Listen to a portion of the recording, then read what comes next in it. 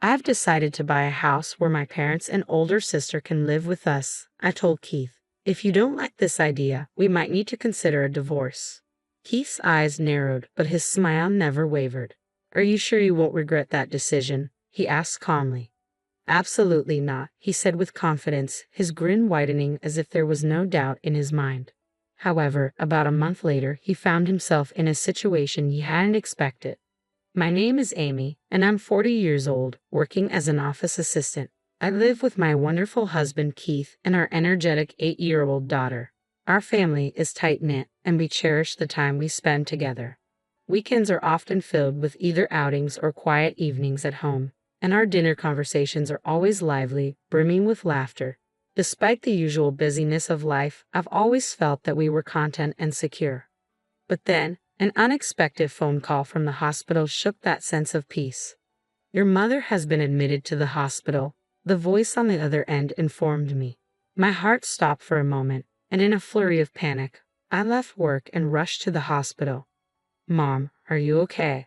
I asked, bursting into her room. Amy, thank you for coming.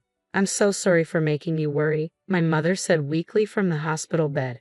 She had collapsed suddenly, and though the doctors assured me she was stable, seeing her like that was a jarring reminder of her age. I was terrified when I got the call, I admitted, sitting by her side. My mother, now 70, had been living alone ever since my father passed away. I'd worried about her, but I never imagined something like this happening. The doctors aren't sure yet what caused it, she said. They're going to run more tests once I'm a bit stronger. I nodded. Being here is better for now. They'll be able to take care of you. After spending some time with her, I returned home, still shaken. Keith was in the kitchen preparing dinner, and our daughter greeted me with a big hug. Seeing them gave me a sense of comfort. How's your mom doing? Keith asked, setting the table.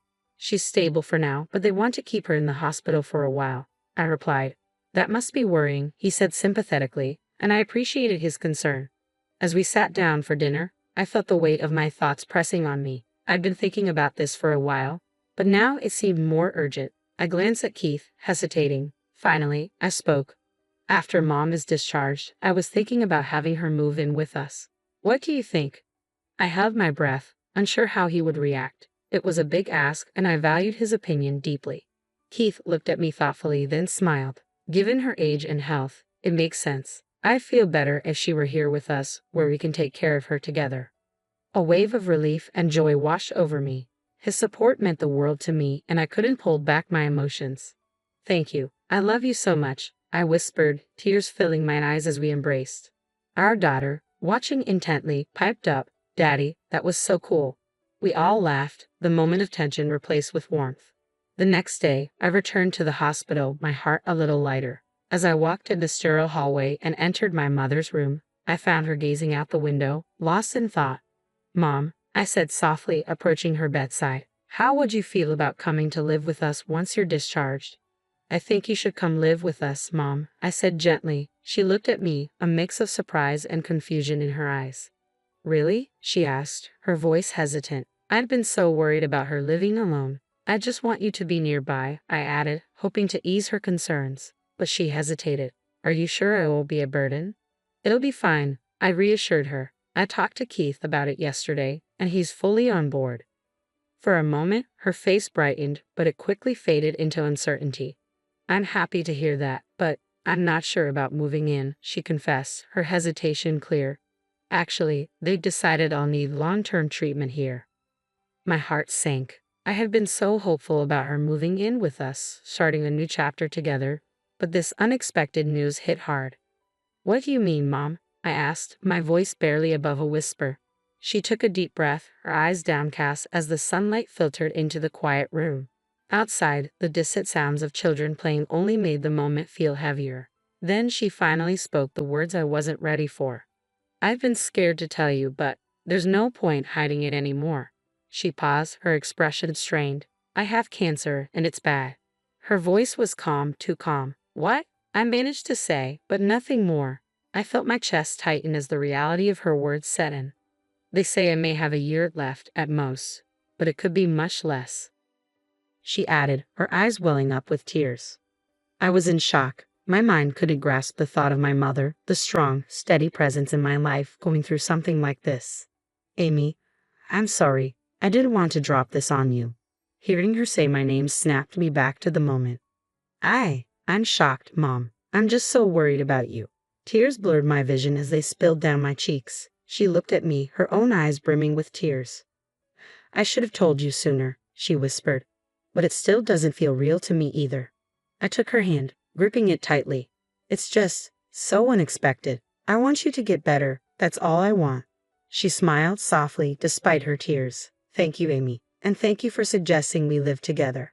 Just knowing I have you all by my side makes me feel stronger. We held each other's hands, crying together, letting the emotions wash over us. After the tears had flowed and we'd begun to process everything, I looked into her eyes and said, I'll come see you every day, Mom. I promise. I squeezed my mother's hand, trying to offer comfort. She, always thinking of me, smiled softly. Every day might be too much, Amy. Take care of yourself too. I want to spend as much time with you as possible, I said, my voice full of emotion. If there's anything you need, don't hesitate to tell me. She smiled warmly. Okay, thank you. When I got home, I immediately told my husband about my mother's condition. Wait, terminal cancer. Is it really true? Your mother's going through that. His voice was filled with shock, and tears welled up in his eyes. You don't need to worry about us while you're with your mom in the hospital. I'll do whatever I can to help, he said, gently caressing my head. All I could manage was a tearful thank you. His words gave me strength. From that point on, I started going straight to the hospital after work, treasuring every moment with my mother. On weekends, my husband and daughter joined us, and together we filled the hospital room with cheerful conversations and laughter. My husband's kindness and support during this difficult time meant the world to me. Because of him, I could focus on cherishing these precious moments with my mom. But as time passed, my mother's condition began to worsen. Mom, are you okay? I asked one day, unable to hide my concern. She took a deep breath and whispered, to be honest, the pain is getting worse. She held my hand gently, her touch weak, but full of love. Amy, there's something else I've been thinking about, she said. Maybe we should talk about the inheritance. Mom, we don't need to have such a serious conversation now, I quickly replied, my voice shaking. Tears were threatening to spill from both of us. I know, but it's important. I want you to know my wishes, she said, her eyes glistening with tears. Okay, Mom, I whispered, trying to hold back my own tears. I'll listen. And as the conversation unfolded, we held on to each other, feeling the weight of the moment, but also the deep love that connected us. I was stunned by my mother's confession. She had assets worth $1.3 million. Oh my, is that true? I couldn't hide my surprise. Yes, she said with a shy smile. Your father owned properties, and after inheriting them, I invested even more. Why have you kept such a big secret until now? I asked, gazing into her eyes. I'm sorry, Amy, she replied softly, but I wanted you to know when the time was right. I want you to inherit my assets and continue to grow them. Her eyes sparkled with determination. When I was a child, my parents had always taught me the importance of investments, though I never fully understood why. It had always seemed like just another subject to study. I have a confession, I said quietly. I've actually been studying investments on my own for a while now. My mother looked surprised but proud. That's wonderful, she said. All those years of advice have led to this. But listen carefully, Amy, this is really important. Be cautious when talking about assets. I know you'll be responsible, but only discuss it with those you truly trust. I understand, I promise. The person I trusted most, of course, was my husband, Keith. He had always supported me and taken me seriously. But it didn't feel like the right time to share my mother's inheritance with him just yet. I decided to wait. About a month later, my mother passed away peacefully. I was filled with gratitude for the time I had spent with her in those final weeks. We had shared so many meaningful conversations and memories. It was truly a blessing. After her passing, my husband and I made arrangements for the funeral and memorial service. On a quiet night, sometime later, I finally felt ready to talk to Keith about the inheritance. You know, Mom left me an inheritance. I began nervously. It's about $1.3 million. Keith's eyes widened in shock. Wait, what? Are you serious? He asked, unable to hide his surprise. Yes, I nodded. No joke. Wow. $1.3 million, he repeated, still processing the news. That's incredible. I looked at him seriously. Please promise me you won't tell anyone else. I'm only sharing this with people I trust, I said, holding his hand and pleading for reassurance. Don't worry, I promise I won't tell anyone, he replied, looking straight into my eyes. Thank you, I sighed in relief, feeling better after confiding in him about the inheritance. Though the sudden reality of such a large amount of money had overwhelmed me, I felt comforted knowing we could calmly plan our future together. However, as the days went by, something in his behavior started to change. One day, I noticed a shiny new watch on his wrist.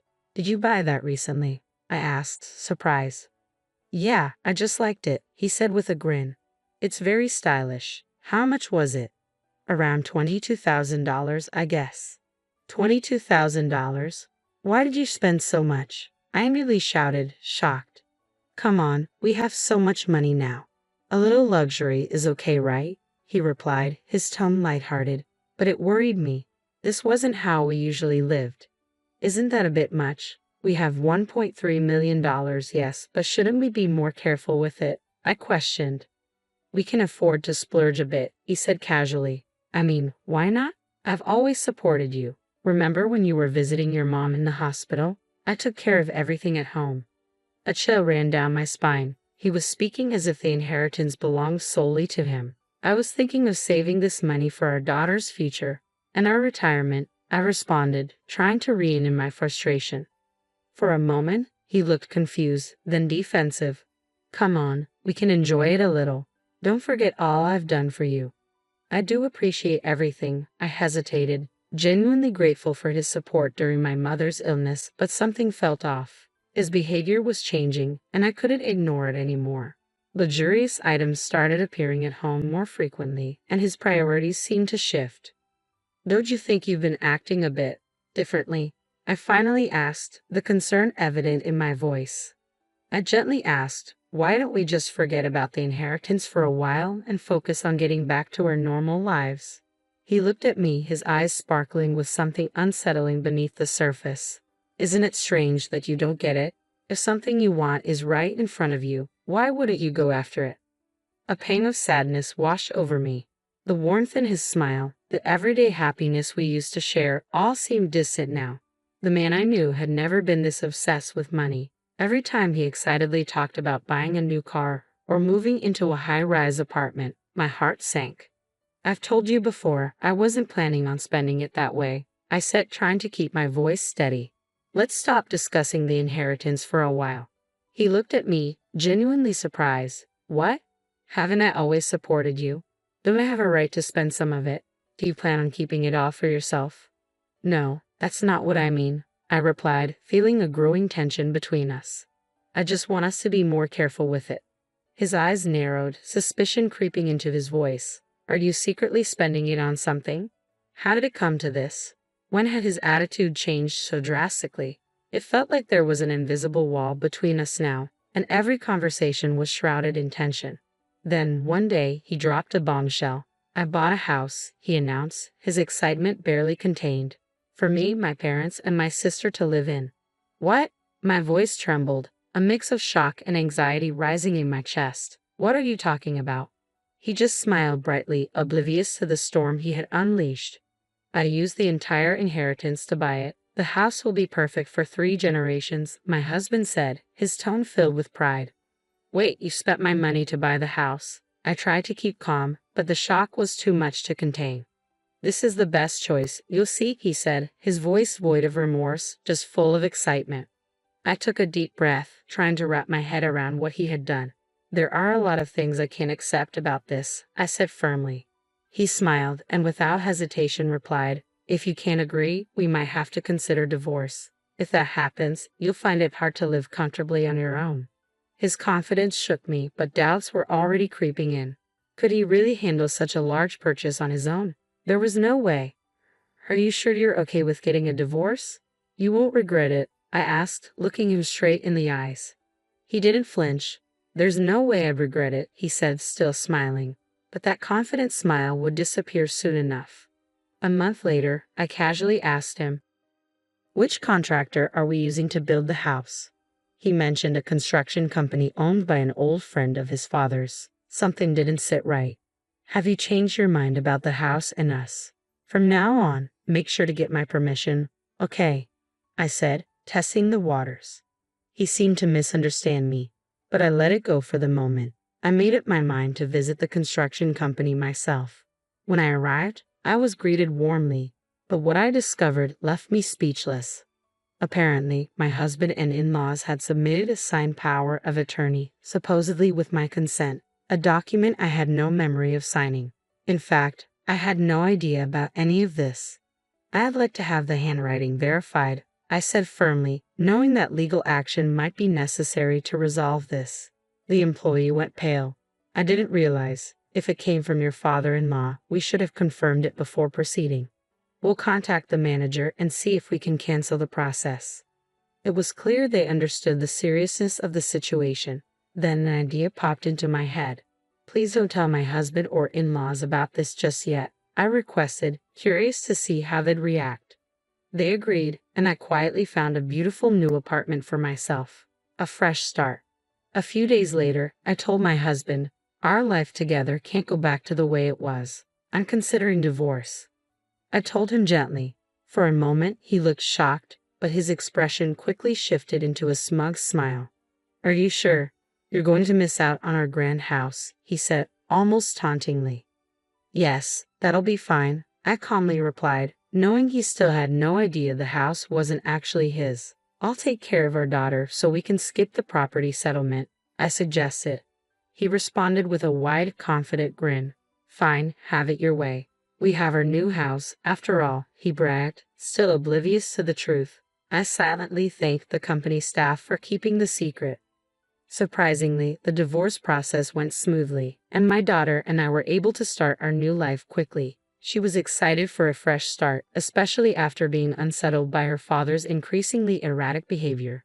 Our new apartment, though not overly expensive, was perfect, modern, secure, and cozy. Even though I had the inheritance, I didn't want to live extravagantly. I just wanted a peaceful life with my daughter. A month into our new routine, I received an unexpected call from my ex-husband. He had been calling relentlessly, but I finally picked up. Hello. Well, the house construction has been canceled. Do you know anything about this? His voice was filled with anger. Oh, so you finally realized? I replied, calm but firm. What do you mean? That's our house, isn't it? Well, you signed the contract without discussing it with me, thinking you could use my money. Since everything was under my name, the house wasn't really yours. And by the way, using that fake power of attorney, it made the whole thing invalid. There was a pause before he responded, panic evident in his voice. Wait, so what am I supposed to do now? My parents already sold their old house and they're living with me. They were counting on the new place. I'm sorry, but that's something you'll have to figure out on your own. It has nothing to do with my daughter and me. We're going to live peacefully from now on. I can't believe this. I didn't think it would come to this. Amy, isn't there any way we could reconsider the divorce? I couldn't help but laugh at the irony. No, I've already started my new life. And speaking of the future, I have a small request. Please stop contacting me. If I see you around, I'll call the police. The whole house situation was entirely your fault. I could actually sue you for what you did. But I won't this time. Just stay away from my daughter and me. There was a long silence, followed by a mixture of disbelief and reluctant acceptance. All right, he muttered, the fear of legal consequences likely sinking in. Later, I heard from a friend that my ex-in-laws had made reckless purchases and racked up debts after losing money in the stock market. They had set their sights on my assets, but it all backfired. I couldn't help but think, that's unbelievable. But it was no longer my concern. What mattered now was my peaceful life with my daughter. My focus was on supporting her dreams and securing a bright future for her. As for the inheritance, I planned to invest it wisely and build a better life for the both of us.